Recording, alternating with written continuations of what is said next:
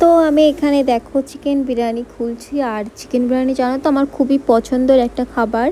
আমি ভীষণ পছন্দ করি, মানে প্রচুর পছন্দ করি। আর এখানে ছিল দেখো এটা আলু বিরিয়ানি ছিল। আর এর মধ্যে না আমরা চিকেন নিই না, কেননা আমি চাপ প্রচুর ভালোবাসি, মানে চিকেনের সাথে চাপ খেতে প্রচুর ভালোবাসি। সেটার জন্য আমরা এক্সট্রা করে কোনো চিকেন নিই না, মানে চাপটাই নিয়ে নিই।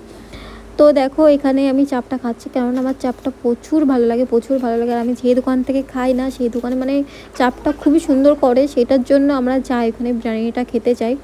তো দেখো আজকে তো মানে আমি গিয়েছিলাম, তো যাওয়ার পরে আমি বিরিয়ানিটা আর খেয়ে আসিনি, আমি নিয়ে এসেছি।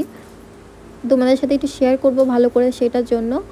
তো দেখো আমি এখানে সত্যি বলছি মন দিয়ে খাচ্ছিলাম, আর আমার খুবই ভালো লাগে ওইখানে বিরিয়ানি। আর জানো তো এত গরম পড়ে গেছে না, তো সেটার জন্য বেশি খেতে পারি না, তো সেটার জন্য বসে তো খাওয়া সম্ভব না বলে আমরা চলে এসেছি বাড়িতে বসে বসে খাবো বলে। আর যদি না খেতে, আমি এমন একটা মেয়ে জানো তো, যদি না খেতে পারি না, নষ্ট জিনিসটা করতে ভালোবাসি না। আর বিরিয়ানি তো আমার খুবই মনে পড়ে যে নষ্ট করলে খুবই খারাপ লাগে, তো সেটার জন্য বাড়ি এনে খেয়েছি।